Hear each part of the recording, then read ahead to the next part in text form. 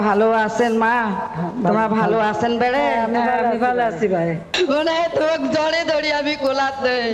আমার দেশে তাইছেন মা, তোমাক দেখমু আমার দাওয়াত থাকিল।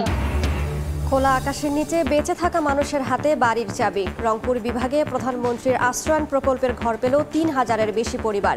ভূমি গৃহহীন মুক্ত হলো আরও ৬ জেলা।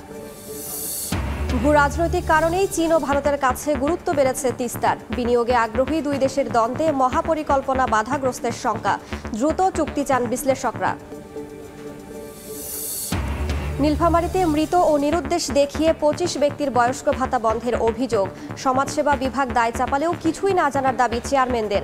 অর্থ কষ্টে ভুক্তভোগীরা।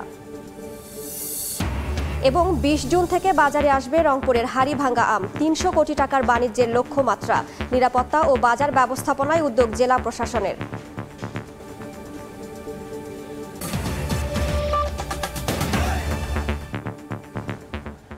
আমন্ত্রণ সময় সংবাদের নিয়মিত আয়োজন বিভাগীয় সময়ে। থাকছি সপ্তাহে ৭ দিন ভিন্ন ভিন্ন বিভাগের সংবাদ নিয়ে। আজ থাকছে রংপুর বিভাগ, সঙ্গে আছে আমি রাইসা জান্নাত। প্রধানমন্ত্রী কার্যালয়ের আশ্রয়ণ ২ প্রকল্পের আওতায় রংপুরে আরও ৩,৩৯২টি ভূমি গৃহহীন পরিবার পেলেন জমি ও ঘর। সকালে গণভবনে ভার্চুয়ালি যুক্ত হয়ে প্রধানমন্ত্রী শেখ হাসিনা ঘর ও জমি বুঝিয়ে দেন। একই সঙ্গে বিভাগের ৬টি জেলাকে শতভাগ ভূমিহীন ও গৃহহীন মুক্ত ঘোষণা করা হয়।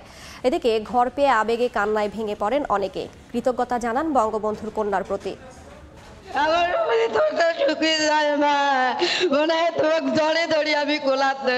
মমতাময়ী প্রধানমন্ত্রী দিলেন মাথা গোজার ঠাই।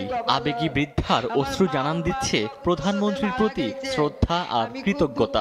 মানুষ অনেক দুঃখ কষ্ট করি, অনেক জীবনটা আমার কাটি যাবার লাগছে। কথার মাঝে হঠাৎ সরিয়ে নেওয়া হয় মাইক। এরপর আবারও প্রধানমন্ত্রীর কথায় ফিরিয়ে দেয়া হয়। এ সময় প্রাণ ভরে দোয়া করেন বঙ্গবন্ধুর কন্যার জন্য। জানান কতই না দুঃখ ছিল জীবনে, এবার কেটে গেল সেই আধার। অভাবী এমন অনেকেরই ছিল না ঘর, কোথায় হবে মাথা গোজার ঠাই, তারও ছিল না নিশ্চয়তা। অবশেষে প্রধানমন্ত্রীর উপহারে পেল স্থায়ী ঠিকানা। ওর জন্য দোয়া করছো বা, মুখ খুব ভালো করলে বা, আনন্দ করলে বা। রাস্তায় ঘুরে বেড়াচ্ছিল, এখন আমার প্রধানমন্ত্রী আমাকে ঠাই ঠিটি দিলে আল্লাহর জন্য আর ভালো করে। কোনো থাকবার আস্ত্রী না, আল্লাহর শেখ হাসিনা আল্লাহ থাকবার আস্ত্রী করে দিচ্ছে, আল্লাহ আমাকে ধন্যবাদ দেই। মঙ্গলবার ভার্চুয়ালি যুক্ত হয়ে প্রধানমন্ত্রী শেখ হাসিনা ১৮,৫৬৫টি ভূমি ও গৃহহীন পরিবারকে জমিসহ ঘর হস্তান্তর করেন। এ সময় সবার চোখে মুখে ভেসে ওঠে উচ্ছ্বাসের ছাপ। ঈদের আগে নতুন ঘর পেয়ে বঙ্গবন্ধুর কন্যার প্রতি কৃতজ্ঞতা জানান সবাই। আগে অনেক কষ্ট করছি, ঝড় বৃষ্টিতে থাকছি, রাস্তাঘাটে থাকছি, স্টেশনে থাকছি। মাননীয় প্রধানমন্ত্রী ঘর দেওয়াতে, মজিব ঘর পাওয়াতে আমি অনেক খুশি। খুব কষ্ট ছিল, এখন উনি ঘর বাড়ি দিয়া খুব সুখী শান্তি আমরা আছি। কাগজপাতি পাইলাম, দলিল টলিল সবাই দিল, ২ শতক জমি কওলা করে দিল। সরকারের আবাসন কর্মসূচি আশ্রয়ণ প্রকল্পের আওতায় এখন পর্যন্ত দেশের ৫৮টি জেলা সম্পূর্ণ ভূমিহীন ও গৃহহীন ঘোষণা করা হয়েছে। ওমর ফারুক, সময় সংবাদ। ভূ রাজনৈতিক কারণে তিস্তা এখন বড় ইস্যু হয়ে দাঁড়িয়েছে চীন ও ভারতের কাছে। এখন প্রশ্ন হলো, কার বিনিয়োগে হতে যাচ্ছে তিস্তা মহাপরিকল্পনা? কেননা চীনের পর এই প্রকল্পে বিনিয়োগের আগ্রহ দেখিয়েছে ভারতও। তবে গবেষকরা বলছেন, চীন ভারত দ্বন্দ্বে কোনোভাবেই যেন এই প্রকল্প বাধাগ্রস্ত না হয়। সে কারণে যে দেশই আগে বিনিয়োগ করতে চায় সেটি গ্রহণ করা উচিত। সমানভাবে তিস্তা চুক্তি বাস্তবায়নেও কূটনৈতিক তৎপরতা অব্যাহত রাখতে হবে। শাকিল মাহমুদের ক্যামেরায় নাজমুল ইসলামের সাথে রিপোর্ট। একসময় যে তিস্তার উপর ভর করে জীবন জীবিকার রসদের যোগান হতো উত্তরের কোটি মানুষের, এখন সেই তিস্তাই মহা সর্বনাশের কারণ। বছর জুড়ে ভাঙ্গন, প্লাবন আর পরিচর্যার অভাবে তিস্তা এখন বিধ্বংসী রূপ ধারণ করেছে। গতি পরিবর্তন করে বন্যায় আগ্রাসী হয় আর খরায় পানির অভাবে মরুকরণে রূপ নেয়। ফলে হুমকিতে পড়েছে কৃষি, জীববৈচিত্র্য, বাড়ছে বাস্তুচ্যুত মানুষের সংখ্যা। প্রায় ২-৩ কিলোমিটার ভাঙতেছে, ১,০০০ জিও ব্যাগ ফেলাইছে, এটা দিয়ে কোনো কাজ হয় না। দিকে গতবার থেকে ভাঙতে এবং তো এই দুটোর পর্যন্ত এসে গেছে। প্রত্যেকটা মানুষ প্রত্যেকটা রাত জেগে থাকে, কারণ কাছারের উপরেই তাদের বাড়ি, এখন যে কোনো সময় ভেঙে যেতে পারে। ২০২২ সালে চীনের একটি প্রতিনিধি দল তিস্তা সফরে আসেন। এ সময় তারা তিস্তা মহাপরিকল্পনা বাস্তবায়নে বিনিয়োগ ও কারিগরি সব ধরনের সহায়তা দিতে আগ্রহ প্রকাশ করেন। তবে নানা কারণে প্রকল্পের কাজ শুরু হয়নি। আর গেল মাসের 9 মে ভারতের পররাষ্ট্র সচিবের বাংলাদেশ সফরে গুরুত্ব পায় তিস্তা। তিস্তা বহুমুখী প্রকল্পে বিনিয়োগ করতে চায় ভারত, এমন আগ্রহের কথাও জানানো হয়।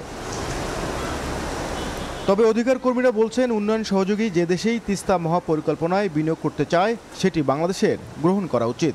কেউ যদি অর্থ দেয় স্বল্প সুদে এবং কারিগরি সক্ষমতায় যদি দ্রুততর সময় এটা করতে পারে, সেই কাজটি আমাদের দাবি। আর নদী গবেষকদের মতে, বিনিয়োগ যারাই করুক, তিস্তা পানি বন্টন চুক্তি সমাধান না হলে তা কোনো কাজে আসবে না।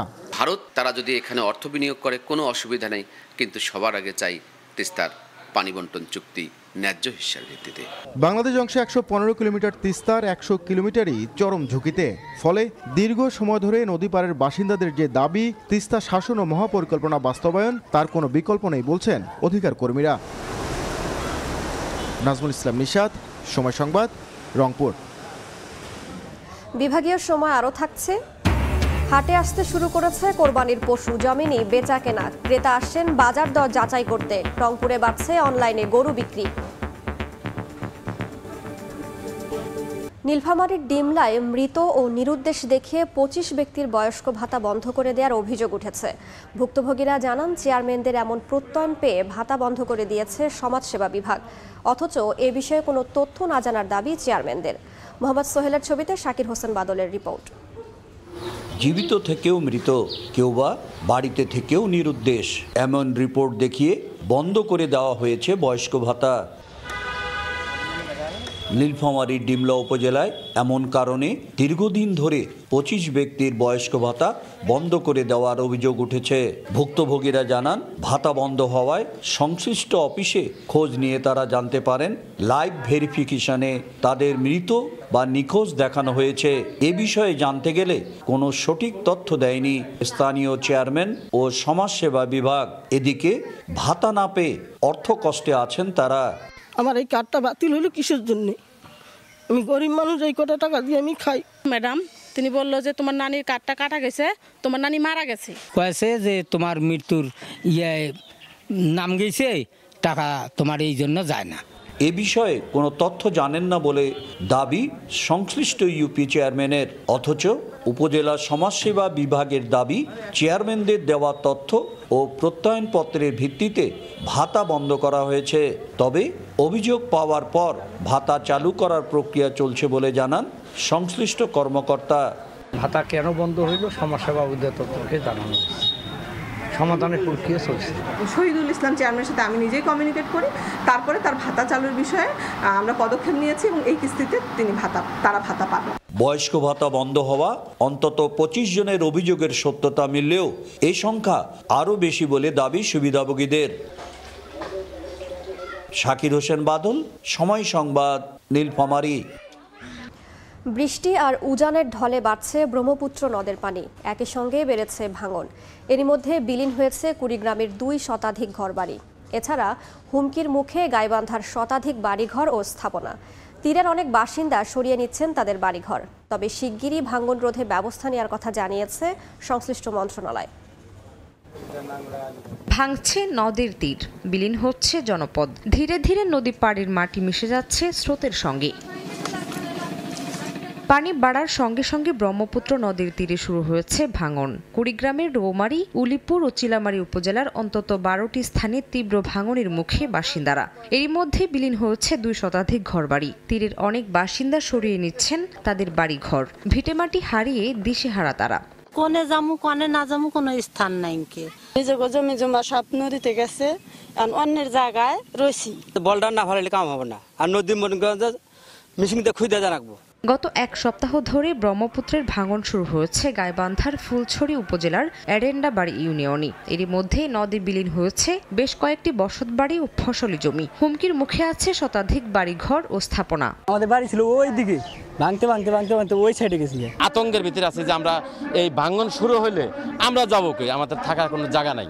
সম্প্রতি দুর্গত এলাকাগুলো পরিদর্শন করেন পানি সম্পদ প্রতিমন্ত্রী। শিগগিরই ভাঙন রোধে ব্যবস্থা নেওয়ার আশ্বাস তার। আমরা এই সমস্ত এই প্রকল্পগুলো আমরা যত দ্রুততার সঙ্গে পাস করে আমরা কাজ চাই শুরু করতে, যাতে করে এই এলাকার নদী ভাঙন এলাকার লোকজনের মুখে হাসি ফোটাতে পারি। গাইবান্ধায় নদীর ভাঙনের কবলে আছে 9টি এলাকা, আর ভাঙন রোধে কুড়িগ্রামে চলছে 12 কিলোমিটার ব্রহ্মপুত্রের তীর রক্ষা কাজ। শামিমা শাম্মী, সময় সংবাদ। রংপুরে জমে উঠেছে কোরবানির পশুর হাট। ক্রেতা বিক্রেতার পদচারণায় মুখর বেশিরভাগ হাট।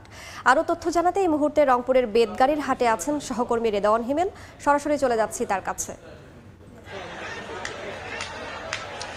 আসন্ন ঈদুল আজহাকে সামনে রেখে উত্তরবঙ্গে কিন্তু জমে উঠেছে পশুর হাটগুলো। আমি এই মুহূর্তে আছি রংপুর জেলার গঙ্গাচড়া উপজেলার বেদগাড়ি হাটে। আপনাদেরকে এর চিত্র যদি একটু দেখানোর চেষ্টা করছি। সকাল থেকেই কিন্তু বিভিন্ন উপজেলা থেকে এই গঙ্গাচড়া উপজেলার বেদগাড়ি হাটে বিভিন্ন যাদের বিক্রেতারা রয়েছে তাদের যে গরুগুলো সেগুলো কিন্তু এই হাটে নিয়ে আসে। এখান থেকেই কিন্তু বিভিন্ন জায়গায় এই পশুগুলো চলে যায়। আমরা এখানে এসে প্রথমেই যেটা লক্ষ্য করতে পেরেছি, এখানকার বিক্রেতার সঙ্গে কথা বলেছি। তারা আসলে যেমনটি বলছেন, ক্রেতারা আসলে গরুর দাম একটু কম বলছে। অপরদিকে কিন্তু তারা বিক্রেতারা যেমনটি বলছেন যে ভারতীয় গরু আসলে এই হাটগুলোতে আসার কারণে কিন্তু তাদের যে নির্ধারিত দাম সেটা পাওয়া নিয়ে কিন্তু তারা আমাদেরকে শঙ্কার কথা জানিয়েছেন। যে গরুগুলো আসলে তাদেরকে 1 থেকে 1.5 লক্ষ টাকা বিক্রি হওয়ার কথা, সেই গরুগুলো তারা কিন্তু 70 থেকে 75 হাজার টাকায় বিক্রি করে দিতে হচ্ছে তাদেরকে। আরেকটি বিষয় আপনাদেরকে জানিয়ে রাখি, এই আসন্ন ঈদুল আজহা কিন্তু কোরবানির জন্য রংপুর জেলায় 25,000-এর বেশি খামারি প্রায় কিন্তু 3,60,000 পশু লালন পালন করেছেন। তার জেলার চাহিদা মেটানোর পরও কিন্তু 1,39,000 পশু উদ্বৃত্ত থাকবে বলে আমাদেরকে এমনটি জানিয়েছেন জেলার প্রাণী সম্পদ কর্মকর্তা।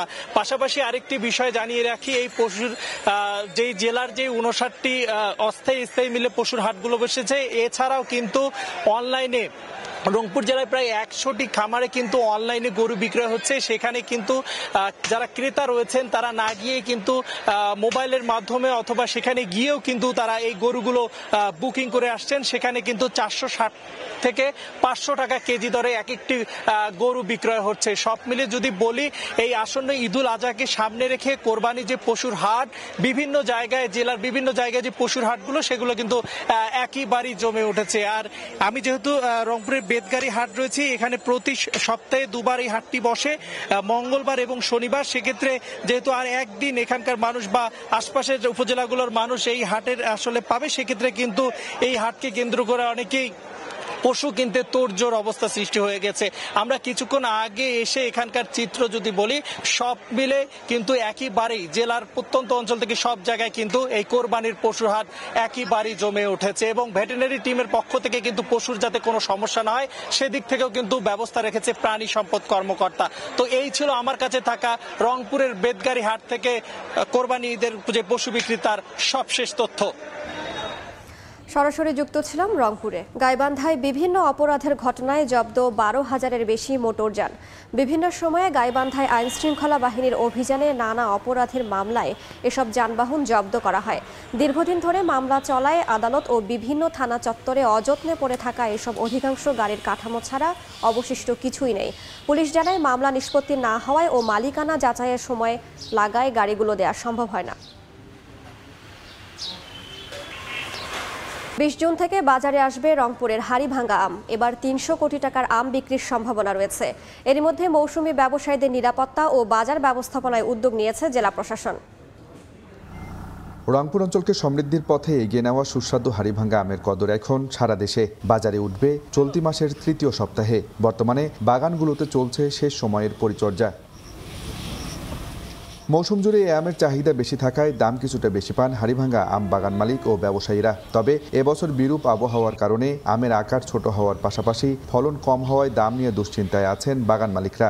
গত বছর 4টা 1 কেজি হতো, এখন 7-8টা 1 কেজি হয়। যেহেতু আমের ফলন কম, সেহেতু হয়তো আশা করতেছি দামটা একটু বাড়তে হবেই। আমের মৌসুমে ব্যবসায়ীদের নিরাপত্তা ব্যবস্থা ও বাজার ব্যবস্থাপনা সহ সব ধরনের সহযোগিতার জন্য সার্বক্ষণিক তদারকির কথা জানালেন জেলা প্রশাসক। ক্রেতা এবং বিক্রেতা কেউ যেন প্রতারিত না হন, কেউ যেন কোনো রকম কোনো ভোগান্তিতে না পড়েন, সেই জন্য যা যা করণীয় আমরা আমাদের অবস্থান থেকে সেটুকু করব। জেলার 1910 হেক্টর জমির বাগানে হাড়িভাঙ্গা আমের উৎপাদন লক্ষ্যমাত্রা ধরা হয়েছে প্রায় 30,000 মেট্রিক টন, যার বাজার মূল্য 250 থেকে 300 কোটি টাকা। আব্দুর রশিদ জীবন, সময় সংবাদ, রংপুর। এবার জেনে নেব রংপুর বিভাগের গত সপ্তাহের আলোচিত ঘটনা। 6 জুন লালমনিরহাটের আদিতমারির একটি ডোবা থেকে ফাহিম ফরহাদ নামে এক কিশোরের বস্তাবন্দি মরদেহ উদ্ধার করা হয়। ওই দিনই নিহতের পরিবারের পক্ষ থেকে একজনের নাম উল্লেখ সহ অজ্ঞাত কয়েকজনের বিরুদ্ধে মামলা করা হলে গ্রেফতার করা হয় মূল অভিযুক্তকে।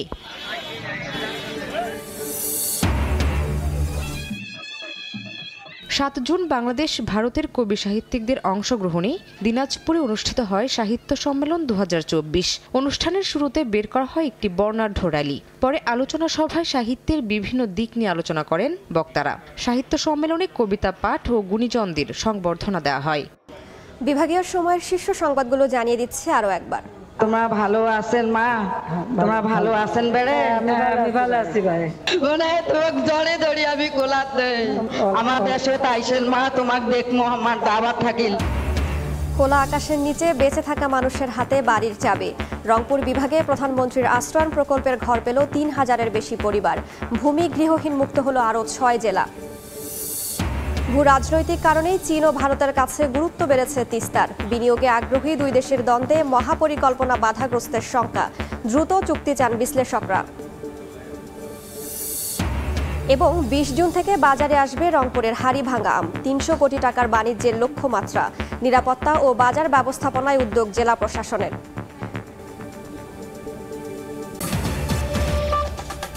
এই ছিল বিভাগীয় সময়। আগামীকাল থাকবো রাজশাহী বিভাগের আয়োজন নিয়ে।